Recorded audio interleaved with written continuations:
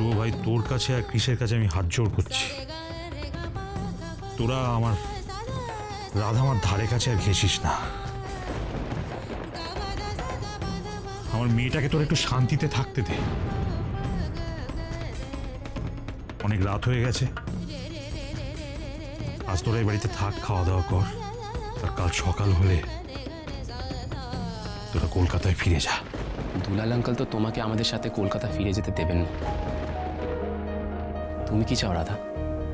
তুমি আমাদের সাথে কলকাতা ফিরে যেতে চাও না চাও না?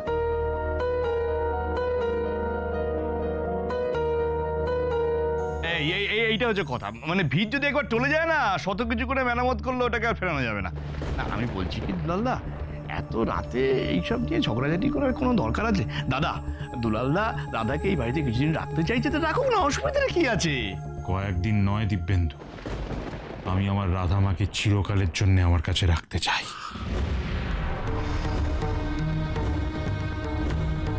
সেই ভালো ওই করো, মেয়েকে ডিভোর্স করিয়ে বাড়িতে এনে বসিয়ে রাখো। পাড়াপড়শি ছিচি করুক, এক ঘরে করে দিই। দুটো মেয়ে সারা জীবনের জন্য আইবুড়ো হয়ে বসে থাক। যদি এক ঘরে হতে হয় হব মনোরমা, কিন্তু নিজের হাতে নিজের মেয়ের চিতাটা আমি সাজাতে পারবো না। আমার একটা ভুল হয়ে গেল।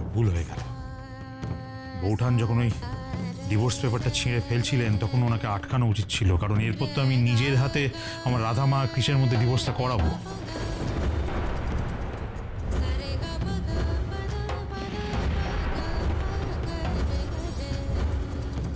বাবা, তুমি এসব কি বলছো? দিদি এইসব কথা জানলে দিদি তো আরো অসুস্থ হয়ে পড়বে।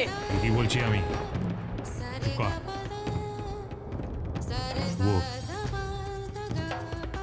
শুভ ভাই, তোর কাছে আর কৃষের কাছে আমি হাত জোড় করছি, তোরা আমার রাধা আমার ধারে কাছে আর ঘেসিস না।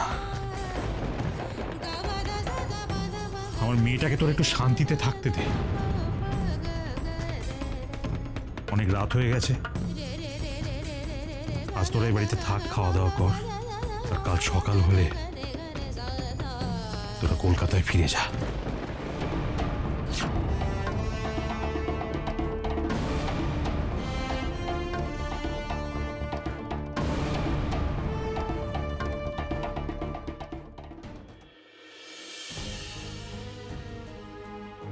কুমড়া মুখোপাধ্যায় আমাকে বিষ খাওয়াননি।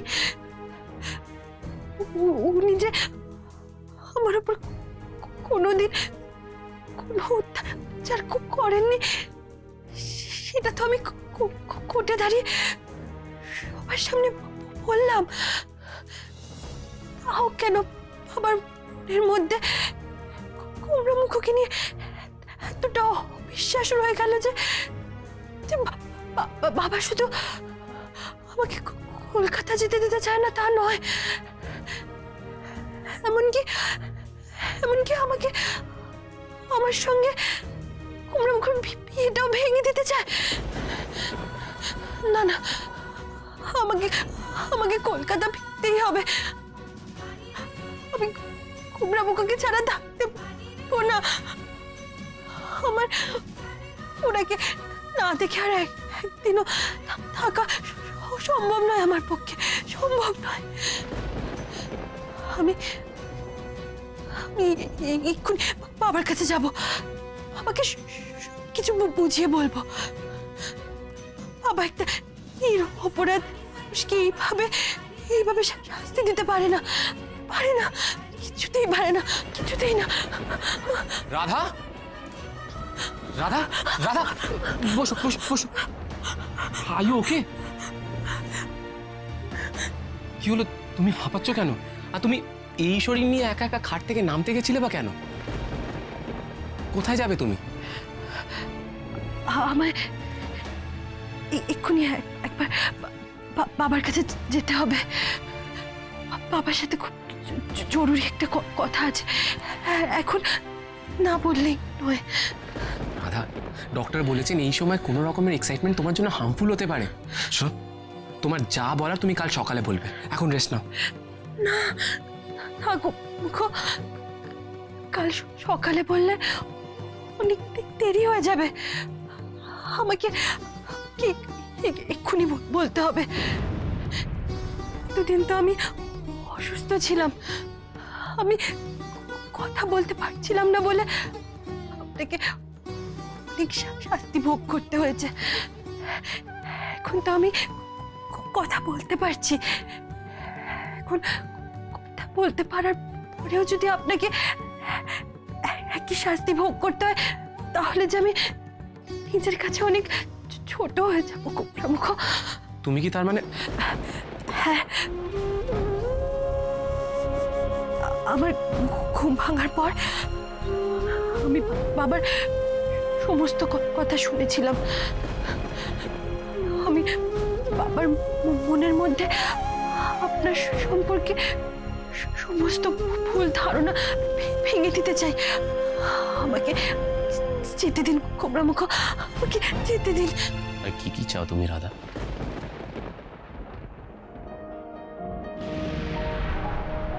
দুলাল আঙ্কেল তো তোমাকে আমাদের সাথে কলকাতা ফিরে যেতে দেবেন না। তুমি কি চাও রাধা? তুমি আমাদের সাথে কলকাতা ফিরে যেতে চাও না চাও না?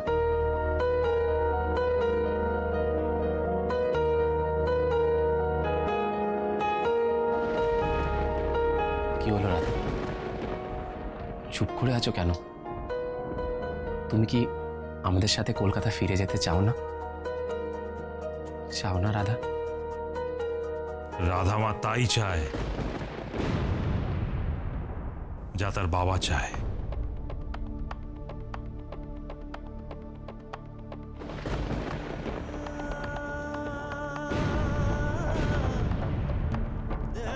আঙ্কেল আপনি?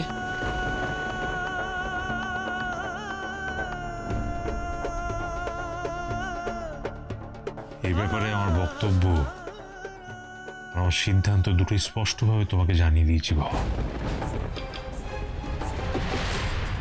এই নিয়ে আমি আর কোনো কথা বলতে চাই না। তুই যাও বাবা, শুয়ে পড়, যাও, অনেক রাত হয়ে গেছে।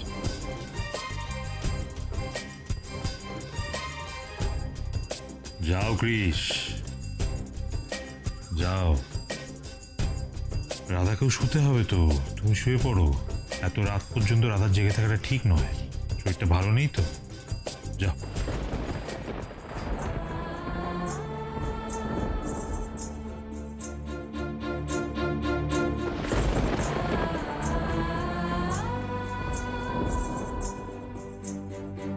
বাবা, বাবা তুমি রাধামা,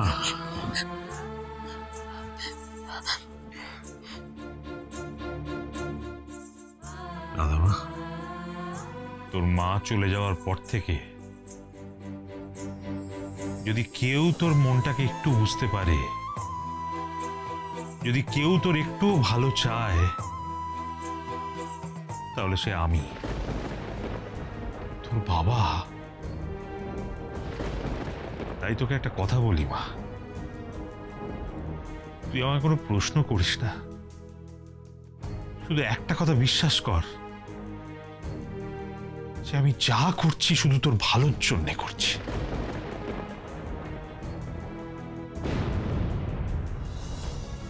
কিন্তু বাবা, আমার মনের মধ্যে যে প্রশ্নগুলো রয়েছে, যে কথাগুলো রয়েছে, সেগুলো আমি তোমাকে না বলা পর্যন্ত যে আমার আমার মনের ভেতরটা হালকা হবে না বাবা। আমি সুস্থ হয়ে উঠতে পারবো না। বেশ তো, বলবি বলবি। এখন তো অনেক রাত হয়ে গেছে, এখন শুয়ে পড়, কাল সকালে বলিস না, শুনবো, আমি সব কথা শুনবো তোর। লজ্জা, বুড়ো বয়সে ভীমরতি হয়েছে দেখো। এমন সোনার টুকরো জামাইকে কুকুর বিড়ালের মতো কেমন দূর করছে। দাঁড়া তো, এই লোকটাকে না আচ্ছা করে ডোজ না দিলে হবে না। আয় মা, শুয়ে পড়, শুয়ে পড়, আয়, শোপ শোপ শোপ, আস্তে আস্তে শোপ। হ্যাঁ, আস্তে আস্তে আস্তে আস্তে আস্তে, দাঁড়া তো, ঘুমিয়ে পড় মা, ঘুমিয়ে পড়, ঘুমিয়ে পড়।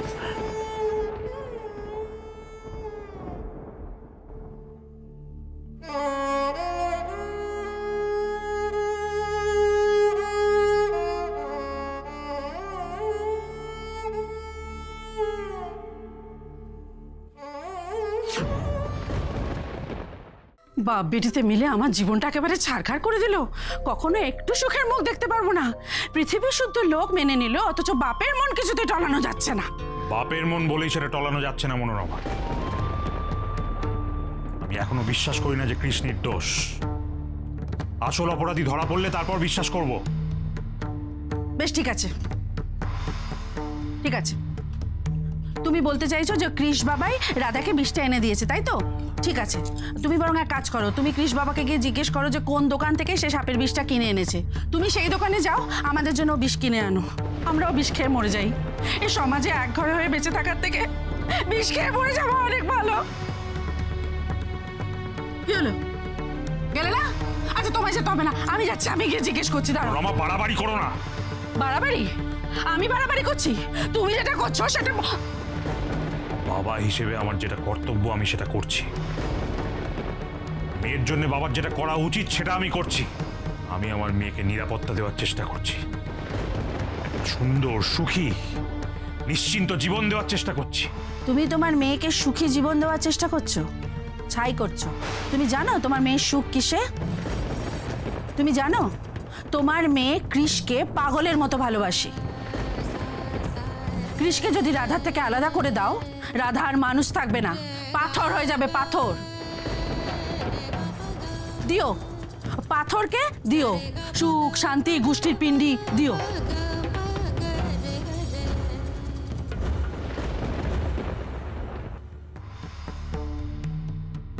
আমাদের দুই বন্ধুর এই বন্ধুত্বের সম্পর্কটার ভিতটাই যে টলে গেছে রে ভাই। ওই দেখ,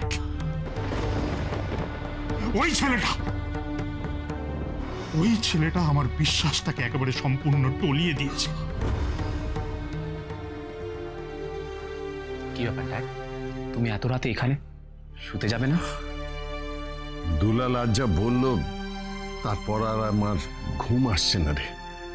আর শুধু আজ কেন, ওর এই কথাগুলো হয়তো এখন অনেক রাত আমাকে ঘুমোতে দেবে না, তাড়া করে বেড়াবে। ড্যাড, আমায় একটা কথা বলো, দুলাল আঙ্কেল আমাকে কেন বিশ্বাস করতে পারছে না? রাধা বিশ্বাস করতে পেরেছে, কোর্ট বিশ্বাস করতে পেরেছে, কিন্তু দুলাল আঙ্কেল আমাকে এখনো বিশ্বাস করতে পারছে না। দুলালের অবিশ্বাসটা তো শুধু তোমাকে নিয়ে নয় কৃষ, ওরা আমাদের বাড়ির সবাইয়ের প্রতি একটা অবিশ্বাস তৈরি হয়েছে। আর সেটা তো খুব অযৌক্তিক নয়। আমাদের বাড়িতে যে সকলেই রাধার সঙ্গে খুব ভালো ব্যবহার করে না, সেটা তো তুমি মানবে। আর সেটা তো দুলাল একাধিকবার নিজের চোখে দেখেছে। আর দুলাল যা মেয়ে অন্তঃপ্রাণ। ড্যাড, দুলাল আঙ্কেল যখন মেয়ে অন্তঃপ্রাণ, তখন উনি নিজের মেয়ের ভালোটা বুঝতে পারছেন না কেন? রাধাকে আমরা কলকাতা না নিয়ে যেতে পারলে ওকে তো আমরা বেস্ট ট্রিটমেন্টটা দিতে পারবো না, ওকে আগের মতো সম্পূর্ণ সুস্থ করে তুলতে পারবো না। কৃষ, আমার কি মনে হয় জানো, দুলালকে যদি কেউ রাজি করাতে পারে সে হচ্ছে রাধামা।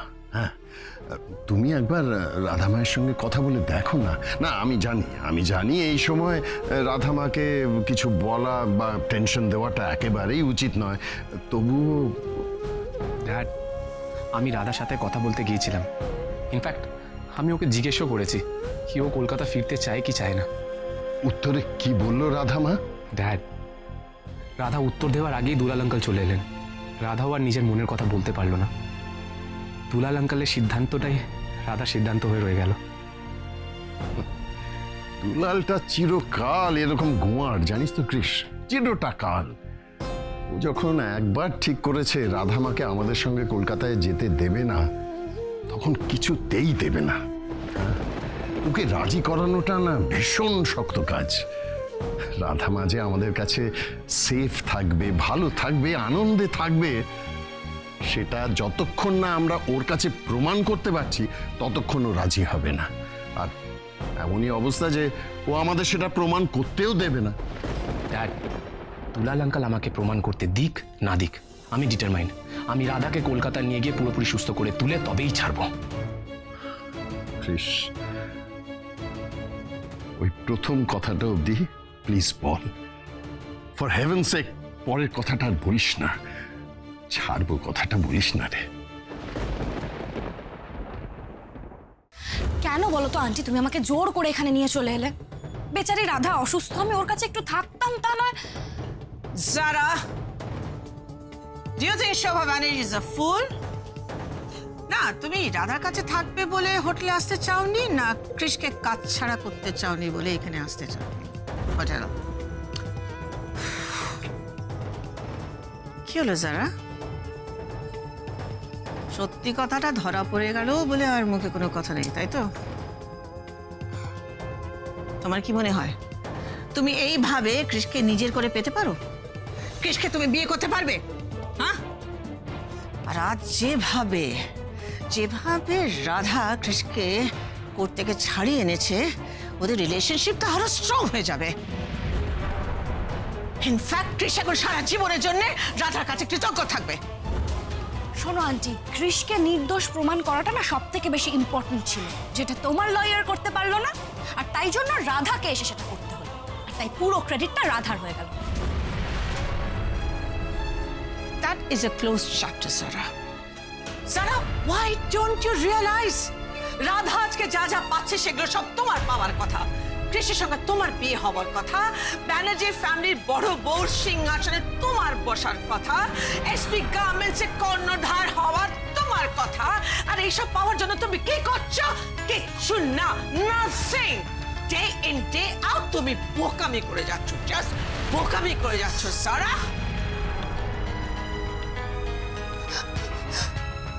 Now what? তুমি কেন কাঁদছো বলো তো? Why are you crying? Why are you crying? কি করবো আমি? কি করবো আমাকে বলে দাও, আমি কি করবো? আমি সত্যি কৃষকে খুব ভালোবাসি, নিজের থেকে বেশি ভালোবাসি, আমি ওকে ছেড়ে থাকার কথা ভাবতে পারি না। আর রাধা রাধা কৃষের সামনে এমন একটা পাঁচিল তুলে দিয়েছে যেটা টপকে আমি কৃষের কাছে পৌঁছাতেই পারছি না। আমি কি করব? আমার কি মনে হয় বলো তো, আমার মনে হয় কৃষ বোধহয় রাধাকে ভালোবেসে ফেলছে রাধাকে। Yes, you're absolutely right.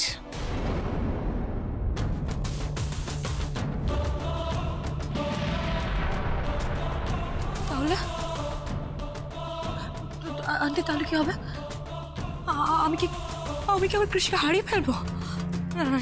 সেটা হতে পারে না, সেটা হতে পারে না। আন্টি আন্টি আন্টি প্লিজ বলো আমি কি করবো? তুমি প্লিজ আমাকে বলে দাও আমি কি করবো। তুমি বিদেশ চলে যাও। What? আমি আমার কৃষকে ছেড়ে বিদেশ চলে যাব? কি বলছো তুমি? Yes, যাবে আর 1 মাসে ফিরেও আসবে। আর এই 1 মাসে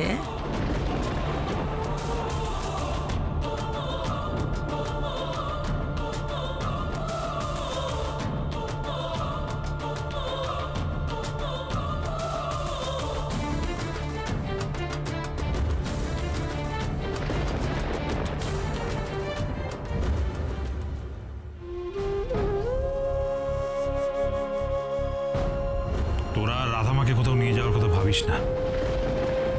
আমি রাধামাকে কলকাতায় যেতে দেব না। এখন থেকে রাধামা শুধু আমার কাছে থাকবে।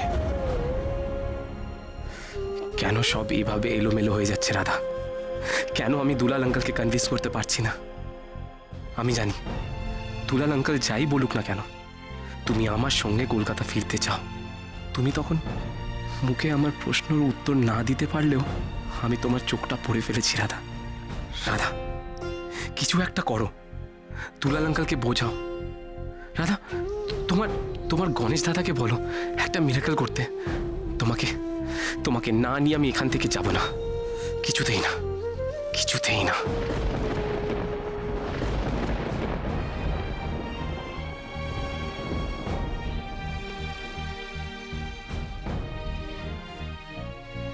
বাবা এত রাতে আমার মাথার কাছে বসে আছে, আমায় পাহারা দিচ্ছে পাছে গোমরামুখ আমায় নিয়ে চলে না যায়, তাই জন্য। কিন্তু তুমি এত অবুঝ কেন হচ্ছ বাবা? আমি তো তোমায় বলেছি গোমরামুখ কোনো অন্যায় করেনি। এতদিন মানুষটা জেলের ভেতরে বসে যন্ত্রণা পাচ্ছিল, এখন জেল থেকে বেরোনোর পর তো যন্ত্রণাটা আরো দ্বিগুণ হয়ে গেল। কি জানি কি করছে গোমরামুখ? আচ্ছা, তখন গোমরামুখ আমাকে যে প্রশ্নটা করলো তার উত্তর তো দেওয়া হয়নি আমার। গোমরামুখকে উত্তরটা দিতেই হবে।